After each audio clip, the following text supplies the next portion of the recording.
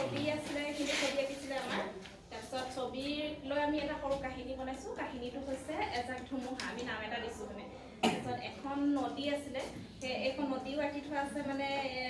পানী আছে যে এখন নদী আছিলে মানে নদীখনৰ কাষতে এজোপা ফলৰ গছ আছিলে আৰু নদীখনৰ সাধাৰণতে নদীৰ কাষত আৰু মানে খেতি বাতিটো কৰেই মানুহে সেইকাৰণে খেতি বাতিও কৰিছিলে বেঙেনা হয় মানে যি টি খেতি কৰিছিলে মানে মানুহে আৰু তাৰপিছত সেই ফল মূলৰ গছজোপাতে আকৌ এজনী চৰাই মানে বাস কৰিছিলে এজনী চৰাইজনী মানে নিজৰ বাঁহ আছিলে আৰু পোৱালি আছিলে তাত বাঁহত তাৰপিছত এনেকুৱাতে এদিন কি হ'ল খুব ডাঙৰকৈ মানে ধুমুহা আহিল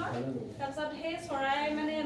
পুৰা চৰাই তৰাই উৰুৱাই যোৱা নিচিনা হৈছে আৰু চৰাইজনী সেই গছজোপাৰো ডাল চাল ভাঙিছে তাৰপিছত চৰাইজনী ইমান আঁতৰলৈ গুচি যোৱা নিচিনা হ'ল আৰু তাৰপিছত চৰাইজনী মানে খুব চিন্তা হৈছে পোৱালীকেইটাৰ কি হ'ব মানে বাঁহটোতো চাগে ভাগি গ'ল চৰাইজনীও মানে আঁতৰত পৰা নিচিনা হ'ল ৰাতি ধুমুহা আহিছেতো আৰু তাৰপিছত সেইটো কাৰণে চৰাই চাগে বাঁহখিনিওতো ভাগি গৈছে মানে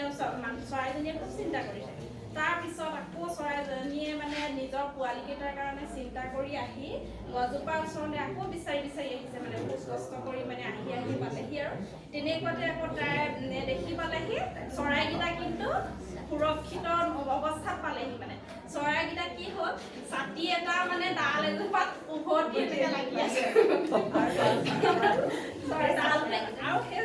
মানে যি পোৱালি আছিলে উভতা ছাতিটোতে মানে বাঁহটো পৰি আছে পোৱালীকেইটা তাতে পৰিছে মানে সুৰক্ষিত অৱস্থাত পালেহি তাই অৱশেষত মানে ধৈৰ্য ধৰি মানে দেখিলেহি যে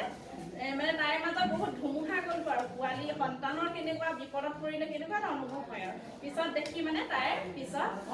মনটো খুব ভাল হ'ল আৰু মানে সুখী হ'ল আৰু পিছত